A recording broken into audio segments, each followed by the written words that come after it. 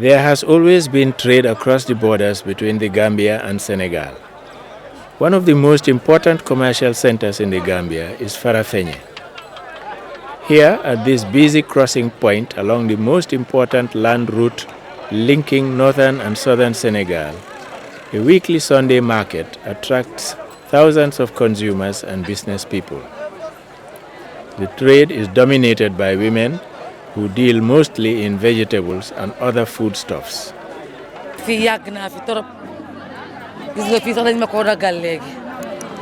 amatuma fi benn problème place bi kenn du ko laal saa ma jógee Sénégal rek ñëw jaay su ngoonee ma dem ñibbi ay 7 heures yooyu laay ñibbi waat Sénégal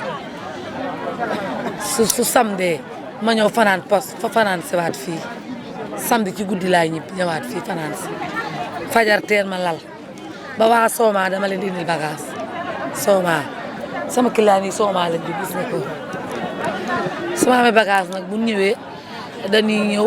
ma leen di jox bagage ñuy dem Sooma bu ñu jaayee ba bis bi desi ñu ñëw fayaat ma sama xaalis. But this is not the only trading outlet for these women. What is left unsold here makes its way into the main market in the center of Farafenni. Yasin Ba has spent many years buying agricultural produce from Senegal and now enjoys the status of a wholesale supplier of vegetables to retailers in the market. Saturday bu nek dama dem Kaolack jënd suma bagage suma xey nak suba tel bala bay this time suma xey suba tel dem bala yenn say suma jaay be am dépense jox ko suma xalé yi xam nga xamné duñ lepp kenn duñ ñaan kenn duñ xif su ko defé ma doga jël nak moto dem suma démé time bi ni bala 5 o'clock 6 o'clock mu ma fekk ci yoon ma ngi ñu suma ñëw suma féké marché wacc ma pak suma bagage man fi moy suma place waye tay da ngeen fekk nak ma jéxal bagage su ko defé ma pak ko su borsété suma xeyé suma client yi ma jox len ci dess ma joral suma bop diko jaay ci am dépense ak tek. Besides vegetables, other lines of goods are popular with women traders throughout the country. Samba Cham of Brikama specializes in trinkets and ornaments for women. She too gets her supplies from Senegal. Bagage Senegal lay joge. Waye ñun nak duñ dem Senegal diko fa jëli ndax suñu capital tollu non ndax su fekkee ne yaa ngi dem Sénégal mën naa am yomb na Sénégal waaye nag ñun suñu capital jotul foofu ay nit ñooy jóge Sénégal ñëw jaay ñu jëndaat ci seen loxo bu dee ñaar dërëm lañ ko jënde buñ ci mënee teg tula libre wala ñu teg ci dala si am ci dara ñu jël ko waaye nag ñun amuñu capital boo xam ne danañ dem Sénégal ndaxte douane yaa ngi ci yoon yeneen kayit yi nga fayee ngi ci yoon ak say fare sunu capital xaju ci moo tax ñun fii la ñuy toog ñi jóge Sénégal ñëw jaayaat nu dëgg na lim ñuy jaay nag dafa seer waaye nag ñoom ñooy ñëw xam nga boo passé ba ñëw il faut nga teg ci dara ñun itam bu fekkente ne kii 5 dalasi lañ ko jaayee ñu jënd ko ci seen loxo ñu teg ci dalasi jaay ko juróom-benn am ci dalasi jël seen 5 dalasi delloo leen ñun nii la ñuy business waaye nag amuñu capital pour ñu dem dinañ ko soxla ndaxte fuddan si jigéen ñi dañ koy jënd di ko takk muy rafet jaaro yi noonu xam nga jigéen lépp loo xam ne daf koy rafetal rek da koy def lépp lu koy rafetal da koy def dañuy def fuddan si mu rafet ñu jaay jaaro yi mu rafet ñu defal cuuraay yi ñu fa la tudd yow taalal ko suñu jëkkër mu kontaan loolu moo tax dëgg la aw ma ci capital bu ma denc de aw ma ko ci waaye nag kenn nekkalu ma fi dama fee ñëw di liggéey ci laay añ ci laay reer ci laay yor sama bopp ci laay yor sama doom sama payu école doom ci laa koy génne aw may nag lu ma denc waaye nag maa ngi sant yàlla daal. The border post at Amdalai on the north bank of the Gambia River is the focus of intense commercial activity involving women. Here, groups of them working from businesses mainly in the big urban markets of Serekunda and its surroundings make weekly trips across to get supplies for their customers, sharing the cost of transporting their goods to the Gambia. ñun yoon bi depuis 82 ba léegi ñun ñu ci yoon bi ndax Gambia dëgg la réew mu naat la réew mu am barke la waaye mbéyteef gi dafa des ndax ñun su ñoo dem Sénégal ñun ñi groupe ñoo dee ànd dinañ mut lu dem si ñaar fukki jigéen mbaa fanweeri jigéen ñun ñëpp dinañ àndandoor ñu dem Ndakaaru te suñuy dem foos féeri la ñuy jàll ñu dem ci bés boobu jëndaat bagage yi si bés boobu wëññeeku si guddi gi ñu ñëw dégg nga soo gisee loolu ñu di ko def suñ mbéyeef yi moo ñu doyut ndax heure bii man dama dee supply hôtel heure bii hôtel yi dinañ soxla watermelon duñ ko am dinañ soxla honeymelon duñ ko am dinañ soxla tomate duñ ko am dinañ soxla green pepper duñ ko am cabbage duñ ko am yooyu yëpp dañ am pour daw dem Dakar uti ko su ko defee ñu ñëw indi ko teg ko si marché bi suma morom mi mel ni man di jël di yóbbu si supply si hôtel bi ñun itam ñuy jël di supply si hôtel bi ñun ñu bari lañ groupe lañ su ñuy demee lundi ñëw talaata ñii dem alarba ñëw alxames ñii dem dimanche ñëw lundi ñun ñu bari lañ léegi liñ doon ñaan dëgg la yoon bi ratax na ñu ngi dem ak ñëw amuñ benn problème fii nii suñ ñëwee duñ ñu sonal duñ ñu def dara dañoo eeg ci moto bi seet suñ bagage yi xam ne qualité biñ indi baax na ñu bàyyi ñu bagage bi jàll su baaxut dañ am pour delloo ko dégg nga fi mu nekk nii ñun doon ñaan ñu ubbil ñu mbéyteef yi béyal ñu dégg nga girin kaani bu di jax yëpp dañ koo dem di ko uti Sénégal fi mu nekk nii jigéen ñi xaaj nañ am na ñoo xam ne ñu ngaa dem ba Kolda di ko uti Kolda léegi loolu lañ doon ñaan ñu góorgóorlu di jàppale ñu ñun jigéen ñi ndax lii depuis eti tout ëpp na loolu sax booba coup d'état bi ñëwagut ku koy Samba Sagnang booba loolu ñëwut ñu ngi dem ak a ñëw si lañ amee suñ kër yi dégg nga si lañ amee suñ njaboot yi si la ñuy jàngal suñ doom yi di leen fayal school fees di ci dunda di ci kodda di ci def lu nekk ñun si lii lañ yaakaar moo tax mënuñ ko bàyyi man maa ngi nii ñun ñëpp fi mu nekk nii ñii suñuy doom lañ ñoom ñu ngee door a jóg waaye ñun yàgg nañ si liggéey bi ñun ñëpp la waaw fi mu nekk nii ñun li ñoo ñaan ñu ubbil ñu mbéyteef yi yokkal ñu béyal ñu ñu ni tamit ñu am si lu ñuy téye bala ñuy dem di jéggaani feneen ñu am si luñ jàpp. Njide kabiri njida school 1986 mbeno ndo ko la pharmacie mo mboto oto Ahmed Kebe ya la compagnie yele ngado ko fana as a conductress fo compagnie soronta kabiri ko soronta iya menna atara nun nak meta la ko mbama be no nyen muluba atam julolet kabiri safa be school kata no ma ninjita school sidano ma marseille mbama ko yela nin ko mun kuluta ko men wuluta ko len kuluta ko non kono compagnie na tana soro fana na tana continue at business ko ha aya tara num fana num ka do man ni men landinu o do man ni woni fana e wala sika ngata ni wala la ko alhamdulillah hanni mamma bota soro de bari mallo mo fana dala kana lanjuro dante me yalon ko jama sin kala mut ha bayren tumando bato nadimba na wululalu ila tambinya alhamdulillah rabbil alamin sona yatale mo mawlo nyebantam. There is considerable interaction between them and customs and excise officials of the two countries. On the Gambian side of the border, we found a general policy of tolerance and accommodation on the part of the customs staff. Yes, we have women coming from the Gambia going to Senegal. That is looking for most of the women from the Kombo, Kunjur and Brikama, other areas. They are interested in the vegetables. And we definitely, when they going to Senegal, the most important thing is for them to pass through the immigration to show out their identity as a Gambian. Going to Senegal, look for what they want, vegetables, and when they come, I mean, we customs, we don't definitely disturb them or neither asking them duty to pay. What we do, we always ask them to refer them to the CPS. And the CPS, they are the one who inspect. and verify whether they are free from pests or diseases, after which we counterfeit them and then we release them to go to bank. No, we don't detain them because they are perishable goods. Yeah. CPS is the Crop Protection Service. That's it. Okay, so the customs has a very tolerant attitude towards these women because they are contributing to business and commerce in the country. Yes. Looking to what they are bringing. If you want to charge them duty or you want to take something tax from them, I mean, it's very painful. This is why for me as a officer in charge, I always allow them to go freely and then sell freely. Regarding women on cross-border trade, it is not as frequent as other places. I mean, most of these women within this territory normally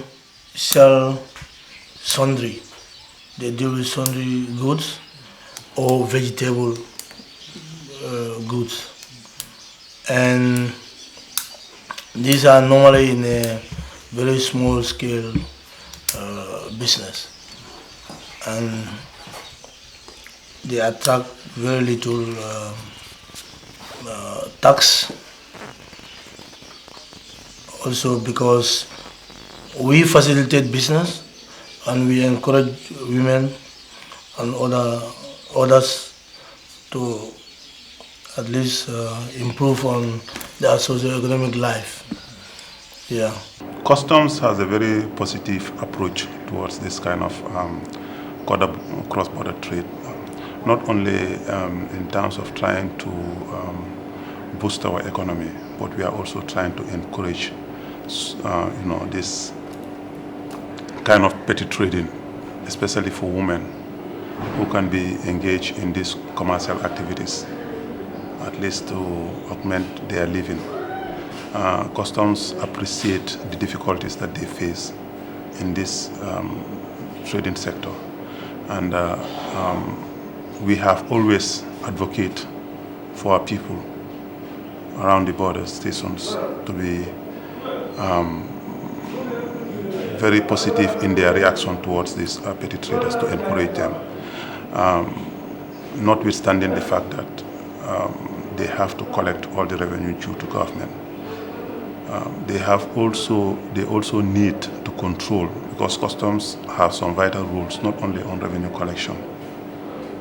We look into other areas of security within the borders.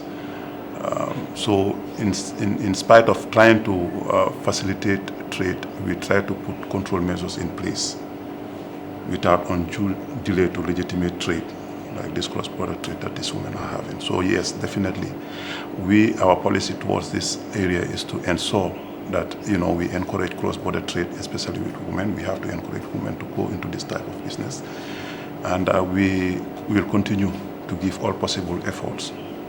possible help, assistance to facilitate this area of trade, especially for our Gambian women. A hazard which the women always face as they move across the borders to buy and transport vegetables and other agricultural produce is that their goods could easily rot and lose their value before they reach the markets. An inspector of agricultural produce is permanently deployed at the Amdalai border post to monitor and control quality. We want to make sure that good plant products come into the country, and at the same time we want to make sure that Gambian products going outside that are plant related are of good quality. The enormous challenge facing these enterprising women is to get their goods to the consumers as quickly as possible. This means getting places on the ferry for their trucks as soon as they reach Barra. Prolonged delays could cost them dear and lead to substantial losses on their investment. That eventuality is always a cause of concern and worry of the women. Terminal data tonye kam mako je ba kele de mako ro ben kanje bari la vitale sela mako ro la fa ko forete fen wolle katarambulun ka wolle doku ise mako wolle sela mako ro la fa janni ka silo bulanyen ka mele da man setani neno ka fo ko le na silo bulanyen bar ni ye mako e wola ka silo bulanyen na moto na tarore silo bulanyen ka mako ele de bari se bul. That's why I made an appeal the other time with the authorities at the ports that at least priorities crossing should be given to these women. I know they have been doing it, but we still need more priority to be given to them because one, their products are perishable. Two, during the rainy season there is a very serious scarcity of vegetables in the Gambia. That's why these women do rush to Senegal to bring vegetables. No sooner the vehicle arrives in Serekunda, this thing is distributed. So any delayance can cause a problem on the table. Food on the table may not be as palatable as it should be. It was a problem we took up with Mas Aksigai, Senior Revenue Collector of the ferry services. Yes, it's our concern. Besides our rules regarding to priority, vegetables are part of it because, as you said, they are perishable. Like fuel, vegetable, and some of these perishable things are always giving priority, especially them. In fact,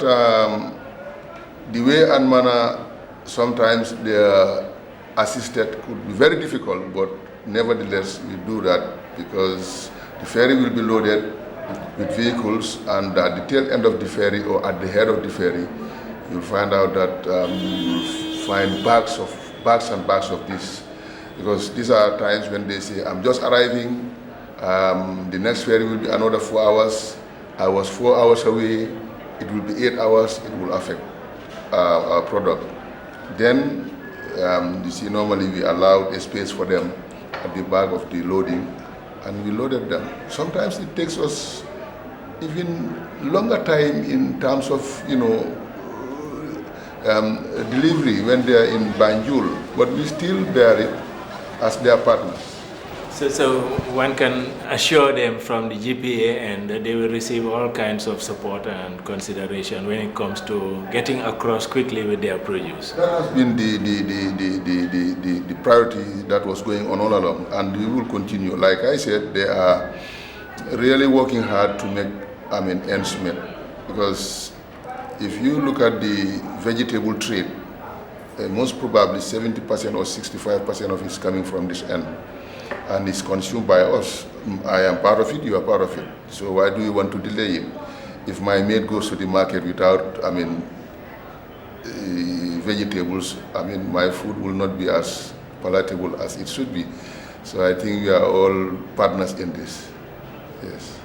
As opportunities increase and more women take to business and commerce to earn their living, the preoccupation throughout the country is with the need for more financial resources to help them in their activities. Li may ñaan mooy baadoola moom ku ko dimbale rek te yërëm ko la baadoola ndax li ni yërëme lenn la mën naa am procès ubbi ñu nekk fii ñu wóoluñu jox nu ñuy liggéey xam nga ku mel ni man fii mu ne booy boo mën a Sénégal la dëkk waaye daanaka dëkkatuma Sénégal ndax fii am naa fi ñaar fukki at ak ñett kon fii yàgg naa fi waaye nag yu bari duma ko man ndax sama am tolluwut noonu ndax bu procès génnee tey koo xam ne mel ni man yàgg na fi ku ko dimbale ci procès lebal ko mu wëlbati ku jox doomam yi mu wóolu mu jox leen ñu liggéey fay dëgg la waaye nun dara du fi génn ban lebal na dara du fi génn ban dimbale nu ci nun rek nooy wéy ak sunu dooley bopp te fii lan miin fii lan xam mënuñu fee jóg di dem feneen ndax diggante bi benn la loolu moo tax ñu toog fii ndax sama xale yi ci ginnaaw kenn ku ne am nga fi doom amati fii doom waaye dootuñu fi jële dem naan noo ngi dem Guinée Bissau di fa liggéeyi Gambie Sénégal loolu la nag bu procès amee ku nu dimbale ñu jël te am naa yaakaar ci ñun ku nu dimbale guddeeg bëccëg noo ngi daan suñu doole ku nu dimbale ci procès bu nu amee dinañ la fay waaye lii la boo gisee duñ mën a wuti marchandise dem ñëw gisuñu ku nu dimbali loolu su dee ko ne dañ amoon capital maanaam tey bu nekkoon ne government bi mala area council dañ ñu mayoon mbaa ñu lebal ñu kenn ku nekk buñ la lebalee 10,000 ci suma xelaati bopp before nga jël yëpp yàq ko suma xelaat dangaa jël 4,000 yi bala nga jël 5,000 yi nga ubbi account su ko defee 5,000 yi ci des nga jël ko di ko liggéeyee su nekkee ne yow dañ la jox loan boo xam ne every month wala every year lañ la ko lebal nga xam ne bu at mi ñëwee bu at bi jeexee da ngaa feeñ ñu wax la ne interest nangam la su nekkee ne yow li nga tiimoon di ko liggéeyee lekk nga ko ba mu jeex léeg-léeg liggéeyal na la nga mun a génne ci loolu ut leneen nag fay leen ndax bu ëllëgee soo buggaatee du nekk problème waaw man moom laa ko gis. xanaa si buur bi rek ndax kuy ñaan ku lakk si ndox nga jëm soo lakkee si taal ndox nga bëgg pour ñu sotti la ko ndox boobu mooy buur nañu buur dumbale béyukaay yi Sénégal am Gambie am nañ ko am nañ tool am nañ àll boo xam ne mun nañ koy def comme ni Sénégal am su ko defee ñu itam balaa ñuy jóg Gambie di dem Sénégal ñu em si biir Gambie bi ndax fere yooyu ñu fay def suñ ko defee si biir Gambie bi yëpp si keesi buur bi la jóg ndax dañ koy jënd xaalis jàll ba ko ñooy jaayaat te mayuñu ko mu ne am mu bari nga dem mu neex njëg bu ñàkkee boo demee lu dafay seer waaw. man de bu fekkee ku ma jàppale daal li ma bëgg mu jàppale ma moo da ne su ma mënee lebal xaalis comme li may liggéeyee Kapsori Kaolack ma liggéey ko ak moom waaye xaalis boobu balaa ñu koy war a leb dañu war a xam ne yow yaa may jox sa xaalis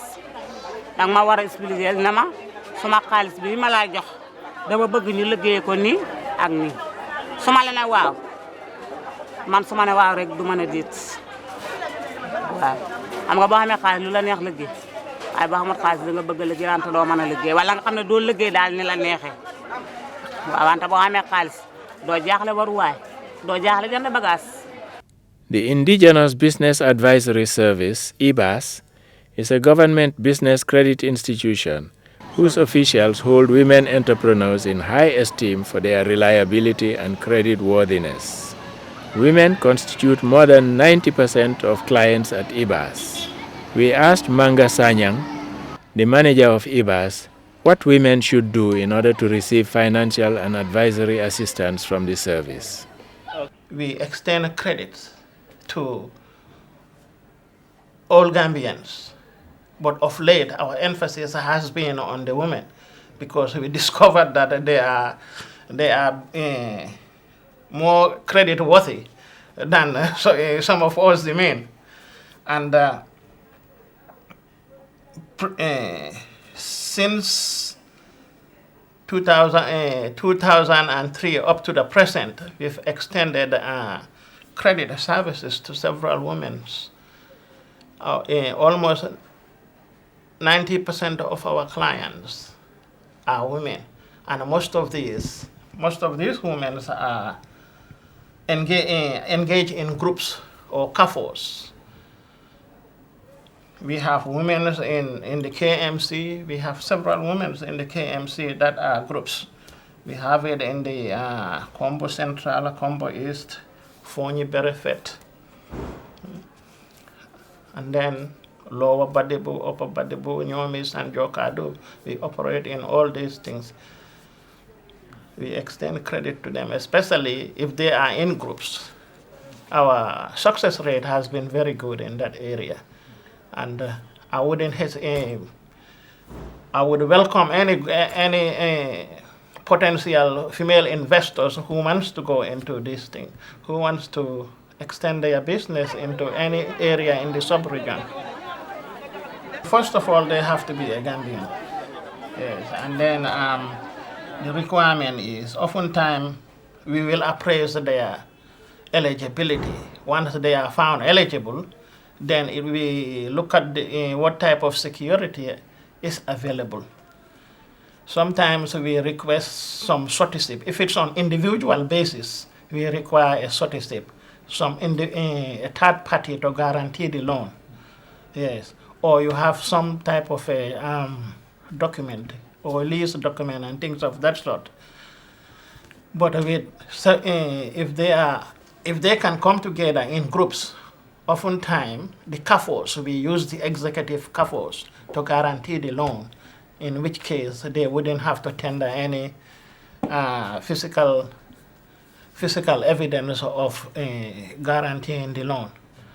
We hold the CAFO solely responsible. Okay, how can these women contact you or your offices? Do you have a presence in the provinces? Yes, we operate throughout the country. Bakau here is our headquarters. We have an office in Bara, one in Farafenni, and then Bansan and Basse. We have officers in all these areas. Okay, so we can tell these women that IBAS is around and waiting to help deserving and qualified women improve and promote their business. Exactly. If they need any, if they want to know or have access to any loan, they can approach. If they are around here, they can come to the headquarters here, or if they are in the provinces, they should endeavor to visit our offices, whereby they will be, their need can be addressed. And that must be good news for women entrepreneurs across the country as they try to intensify their business activities and maximize their earnings. Meanwhile, many of them already have a wealth of experience and counsel they are willing to share with their counterparts. liggéey moom jom la rek fen neexul foo dem da ngay fitti rek sa doole nga ñaq liggéey moom lii problème bi mooy na nga dugg si loo xam ne nii di nga ko mën a sottal nga bàyyi xel tamit soo jëlee alal jàmm nga fay parce que alal bi ak xam ne nii lewul la amul benn njëriñ booy liggéey te boo ko teg ci yoon amul njëriñ booy liggéey ak lu manti doon na nga ko jaarle si yoon. képp ku bëgg a liggéey kum jokkoot su dee daf koy lebal su ko lebalee na ko fay comme ni ñu waxante woon moom xam nga soo jël bagage itam te nga xam ne da nga ko war a fay jëlal li nga mën a liggéey ak li nga xam wante boo ne man damay business kii su ma demee mu lebal la nga xam ne xamoo lim la jox nga dem yàq loolu du tax business di dem business da ngaa def li nga man ak li nga ñeme soo ko defee rek da nga mën a liggéey ak ki nga jokkoot. li ma am rek pour aide bi aidangi gi yëpp jigéen ñi la parce que surtout dëkk bii nga xam ne frontière la mu ngi si diggante Sénégal ak Gambia fat surtout dëkk bii dafa lëj dëkk bi jigéen ñu bare fi rafet ba bugg a dee mënoon a am lu nekk mënoon a def lu nekk waaye nag xaw ma lu tax liggéeyi wuñ waaye man su doon suma sago ak suñ ma déggaloon dañoo xëy rek dem liggéeyi gis nga sa tranche bi nga am nga xam ne yaa ko liggéey mu leew la dong dafa baax pour ngay koo jox sa njaboot ndax su nekkee ne yaa ngi am njaboot ñuy jàng soo ko ci fayee school fees jàng mi dafa rafet soo ko ci dundalee dunda bi dafa neex soo ci amee dëkkuwaay soo tëddee sa xel mi dafa dal xam nga ne kenn du la sonal waaye soo nekkee nag ci àll bi di karang-karangi doo muñ gu rafet di nga ci jëlee feebar boo xam ne bii mun nga cee wér mun nga cee dee moo tax yu bëri rek maa ngi ñaan jigéen ñi ñuy moytu waaw di jéem a takk seen liggéey di liggéey